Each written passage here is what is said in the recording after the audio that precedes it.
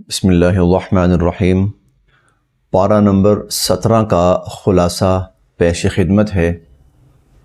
اللہ رب العزت یہ جو سلسلہ ہے اس کو اپنی بارگاہ میں قبول فرمائیں اور ہمارے لیے دنیا میں ہدایت اور آخرت میں مغفرت کا ذریعہ بنائیں۔ یہ خلاصہ شروع کرنے سے پہلے ایک چھوٹی سی گزارش ہے کہ اس رمضان کی بابرکت ساعات میں گزارش یہ ہے کہ مجھے ضرور اپنی دعاؤں میں یاد رکھیے۔ اللہ رب العزت میری مغفرت فرمائے اور اللہ رب العزت میرے لیے دنیا میں آسانیاں پیدا فرمائے۔ یہ پارہ نمبر 17 اس کا جو آغاز ہے تو سورت شروع ہو رہی ہے اور سورت کا نام ہے سورۃ الانبیاء، کیونکہ مختلف انبیاء علیہم السلام کا تذکرہ ہے، وہ انشاءاللہ ہم آگے چل کر اس پر بات کرتے ہیں۔ آغاز جہاں سے ہو رہا ہے اللہ تعالیٰ فرماتے ہیں کہ اقترب للناس حسابهم وهم فی غفلۃ معرضون، لوگوں کا حساب کتاب قریب آ چکا ہے اور حال یہ ہے کہ لوگ غفلت میں پڑے ہوئے ہیں اور اللہ کے احکامات اور ہدایات کو نظر انداز کر رہے ہیں۔ قریب آ چکا ہے لوگوں کا حساب۔ حساب قریب آنے سے کیا مراد ہے؟ اس سے ایک تو یہ مراد ہے کہ حضور علیہ الصلوۃ والسلام نے فرمایا کہ میں اور قیامت کہاتین، آپ نے فرمایا یوں دونوں اشارہ فرمایا کہاتین، یہ تھوڑا سا آپ نے فرمایا میں پہلے ہوں اور میرے پیچھے قیامت۔ تو حضور علیہ الصلوۃ والسلام کا دنیا میں تشریف لانا یہ قیامت کی علامات میں سے ایک علامت ہے کہ اس دنیا کے خاتمے کا وقت اب قریب ہے، اور اس دنیا کے خاتمے کا مطلب ہے قیامت۔ تو اس لحاظ سے بھی کہ قیامت قریب ہے، اور اس لحاظ سے بھی کہ انسان جو ہی دنیا سے جاتا ہے تو اس کی تو قیامت قائم ہو جاتی ہے، اس کی قیامت تو شروع ہو جاتی ہے، جیسا کہ حضور علیہ الصلوۃ والسلام فرماتے ہیں من مات فقد قامت قیامتہ، جو آدمی فوت ہو گیا بھئی اس کی تو قیامت شروع ہو گئی، کیونکہ جو ہی وہ قبر میں جاتا ہے تو فرشتے اس سے سوال کرتے ہیں اور اسے فرشتوں کے سوالات کے جوابات دینے ہوتے ہیں، اور جوابات صحیح ہیں تو پھر وہ قبر اس کے لیے جنت بنا دی جاتی ہے، اور خدا نخواستہ وہ صحیح جوابات نہیں دے پاتا تو پھر قبر اس کے لیے جہنم بنا دی جاتی ہے۔ حضور علیہ الصلوۃ والسلام نے فرمایا نا کہ اس قبر کو محض مٹی کا، زمین کا گڑھا نہ سمجھو، روضۃ من ریاض الجنہ، یہ قبر جنت کے باغات میں سے ایک باغ بھی ہو سکتا ہے اور جہنم کے گڑھوں میں سے ایک گڑھا بھی۔ تو ہمارا حساب تو بہت قریب ہے، یعنی جو ہی انسان دنیا سے گیا، اور دنیا سے کب جائے گا کوئی پتہ نہیں، کسی بھی لمحے، تو حساب تو بہت قریب ہے انسانوں کا۔ لیکن وَهُمْ فِي غَفْلَةٍ مُعْرِضُونَ، حال یہ ہے کہ لوگوں کو اس کا احساس ہی نہیں ہے، اس کی پرواہ ہی نہیں ہے، لوگ اس کے لیے فکر مند ہی نہیں ہیں، لوگ اس کے لیے محنت اور کوشش کرنے کے لیے تیار ہی نہیں ہیں، بلکہ اس قیامت کو اور حساب کتاب کو لوگ نظر انداز کیے ہوئے ہیں۔ تو ایک مضمون اللہ تعالیٰ نے ہمیں متوجہ کیا ہے کہ ہم اپنی غفلت چھوڑیں، ہم اپنی کوتاہیاں چھوڑیں، ہم اپنے آپ کو آخرت کے لیے تیار کریں، اور آخرت کی تیاری ہی کے لیے ہی تو اللہ نے ہمیں اس دنیا میں بھیجا ہے۔ تو ایک بڑا مضمون آغاز شروع وہ ہوتا ہے اقترب للناس حسابهم، لوگوں کے حساب کتاب کا وقت شروع ہے۔ یہ میرے لیے اور آپ سب کے لیے پیغام ہے، کسی بھی وقت ہمارا حساب شروع ہو سکتا ہے۔ اس پارے کے مضامین میں سے سورۃ الانبیاء، جیسا کہ ہم شروع میں سن چکے ہیں، اللہ رب العزت نے مختلف انبیاء علیہم السلام کے واقعات بیان فرمائے، لیکن یہاں پر اس صورت میں جو ایک خاص چیز اللہ پاک نے بیان فرمائی وہ یہ کہ یہ انبیاء علیہم السلام مشکلات سے دوچار ہوئے، دنیا میں ان پر پریشانیاں آئیں، مشکلات آئیں۔ تو جب ان انبیاء علیہم السلام پر مشکلات آئیں تو انہوں نے کیا کیا؟ کس سے مدد مانگی؟ کس کا دروازہ کھٹکھٹایا؟ کس کے سامنے جھولی پھیلائی؟ کس کے سامنے دست سوال دراز کیا؟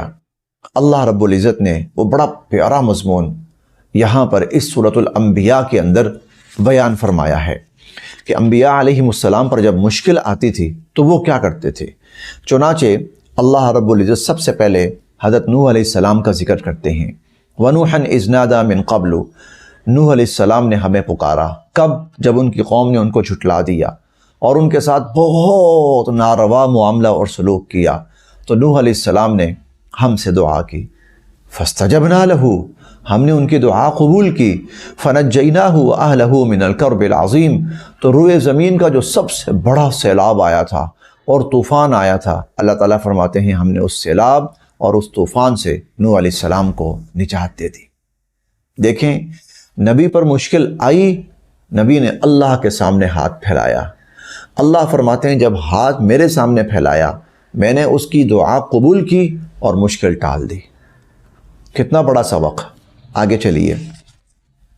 وَأَيُّوبَ إِذْ نَادَىٰ رَبَّهُ أَنِّي مَسَّنِيَ الضُّرُّ، اور حضرت ایوب علیہ السلام جب انہوں نے اللہ رب العزت سے دعا کی، انی مسنی الضر، اللہ بڑی تکلیف میں مبتلا ہوں، پریشانی کے اندر، اور تکلیف اور پریشانی یہ تھی کہ شدید بیماری لاحق ہو گئی ان کو، اور ان کی بیماری اس نوعیت کی تھی اور اس شدت کی تھی کہ ان کے اہل خانہ ان کو چھوڑ گئے تھے، صرف ایک بیوی ان کے ساتھ رہی۔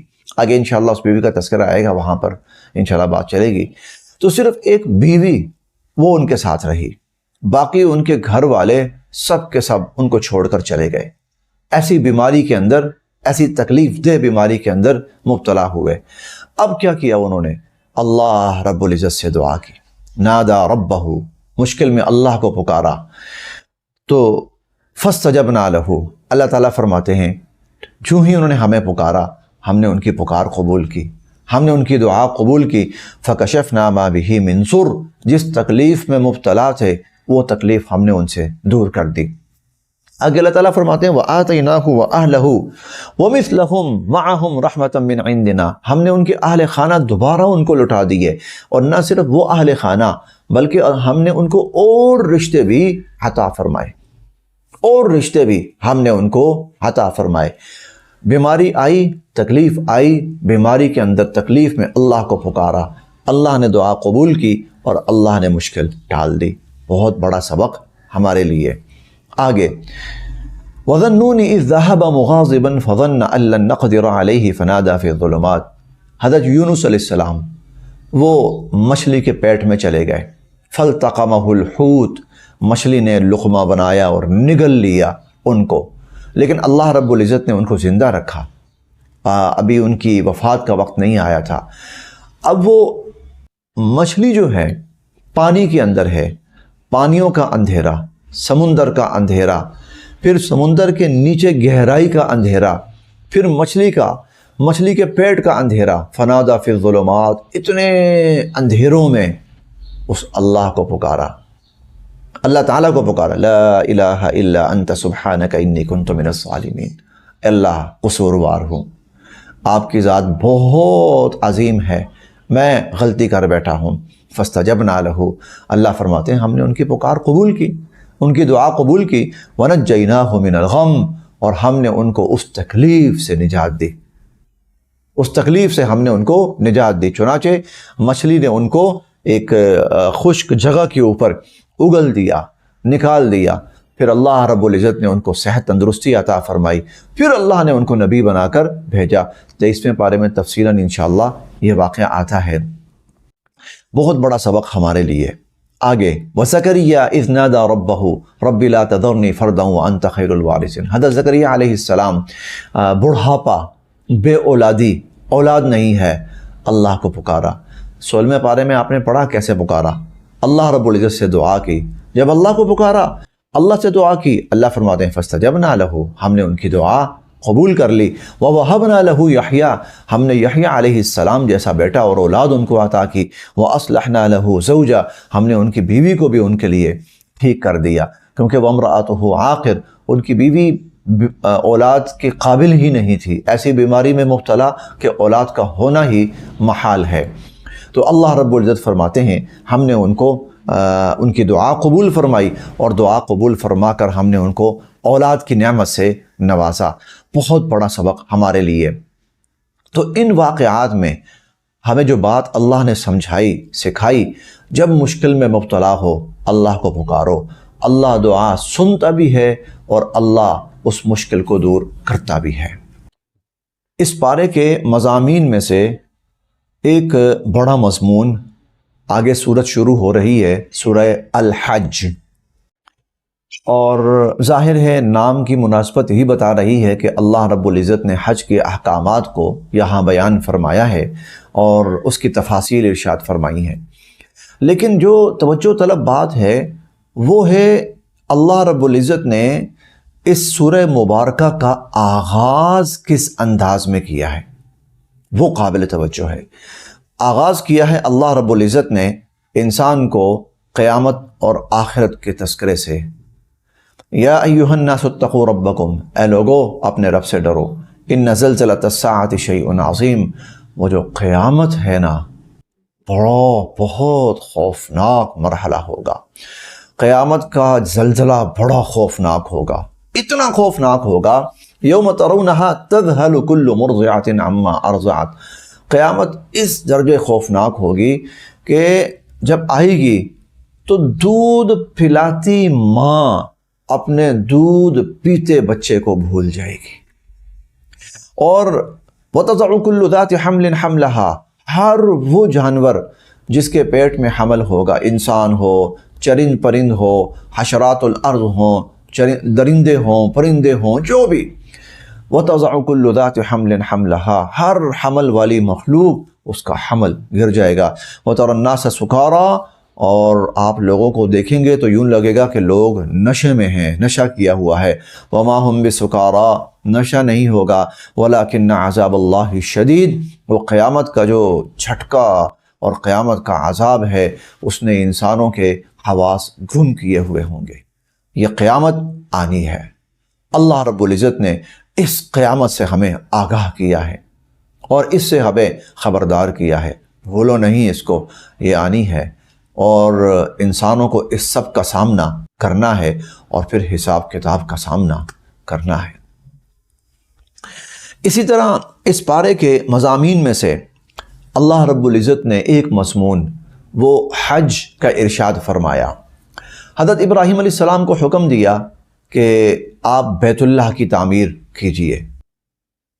حضرت ابراہیم علیہ السلام نے بیت اللہ کی تعمیر کی۔ قرآن کریم میں بہت سی جگہوں پر اس تعمیر کا تذکرہ ہے، اور یہاں پر بھی اللہ تعالیٰ فرماتے ہیں وَإِذْ بَوَّأْنَا لِإِبْرَاهِيمَ مَكَانَ الْبَيْتِ أَلَّا تُشْرِكْ بِي شَيْئًا وَطَهِّرْ بَيْتِيَ لِلطَّائِفِينَ وَالْقَائِمِينَ۔ ابراہیم علیہ السلام نے بیت اللہ کی تعمیر کی تو اس کے بعد اللہ تعالیٰ نے ان سے فرمایا وَأَذِّنْ فِي النَّاسِ بِالْحَجِّ، کہ لوگوں کے اندر آپ حج کا اعلان کر دیجئے، اور یأتوک رجالا وعلی کل ضامر یأتین من کل فج عمیق، یہ جو آپ اعلان کریں گے نا تو دنیا جہان کے کونوں سے لوگ سواریوں کے اوپر پیدل جیسے تیسے بھی اس گھر کے حج کے لیے آئیں گے، اور آپ اعلان کریں کہ لوگ آئیں۔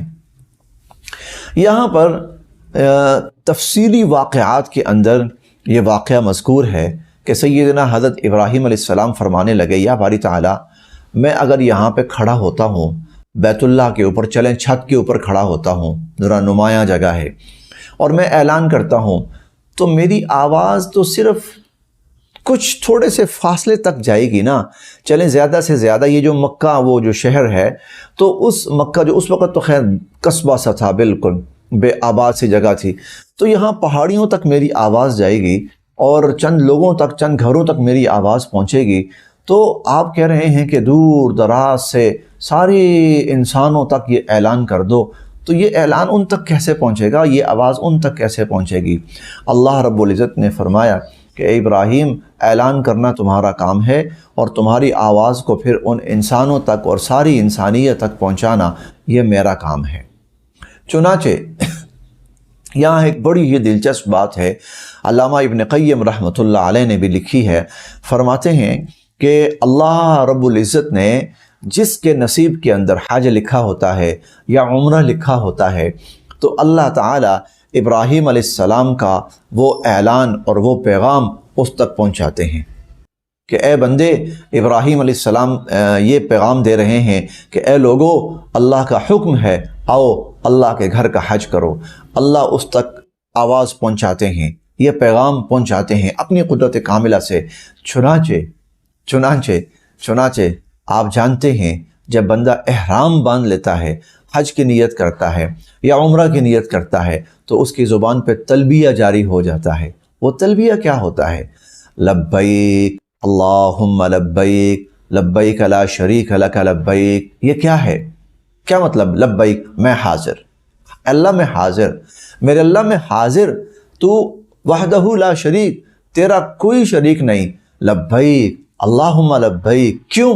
اللہ نے آواز پہنچائی، اللہ نے پیغام پہنچایا، بندے تک پہنچا، بندہ کہتا ہے لبیک میں حاضر۔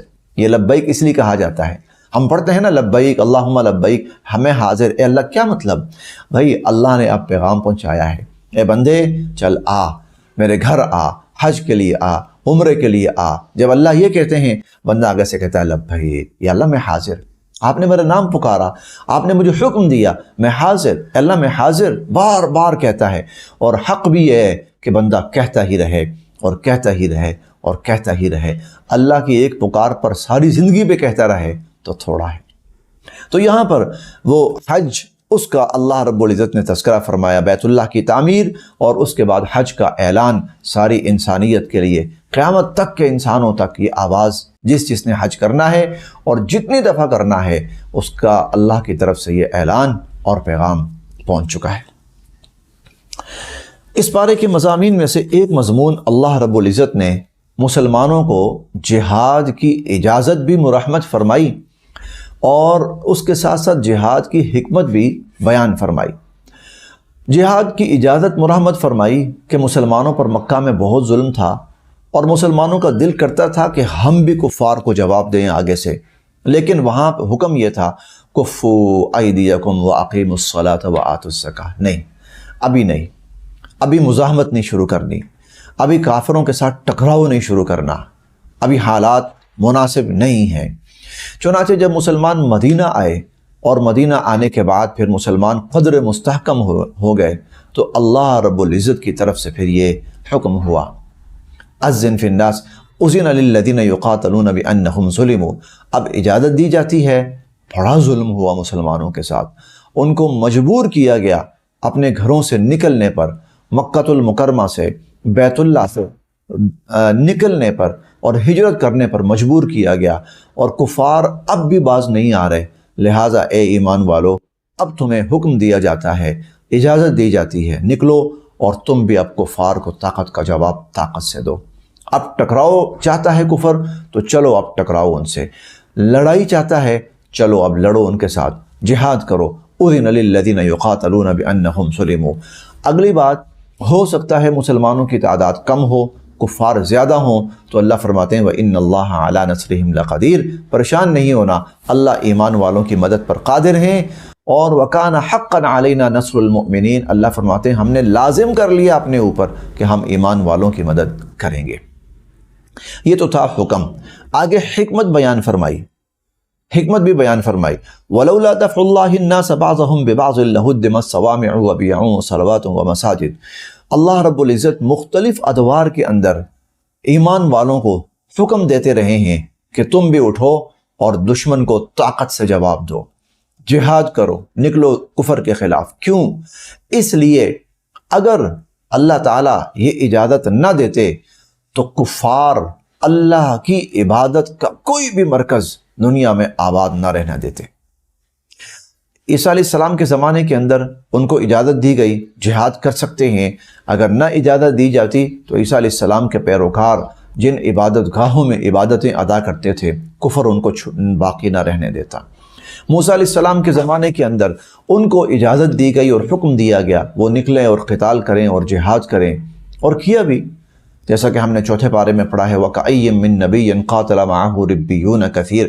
کتنے ہی انبیاء علیہم السلام نے جہاد کیا، اور ان کے ساتھ بہت بڑی تعداد تھی ایمان والوں کی بھی، وہ بھی ان کے ساتھ مل کر جہاد کرتے رہے، دعا بھی کرتے تھے۔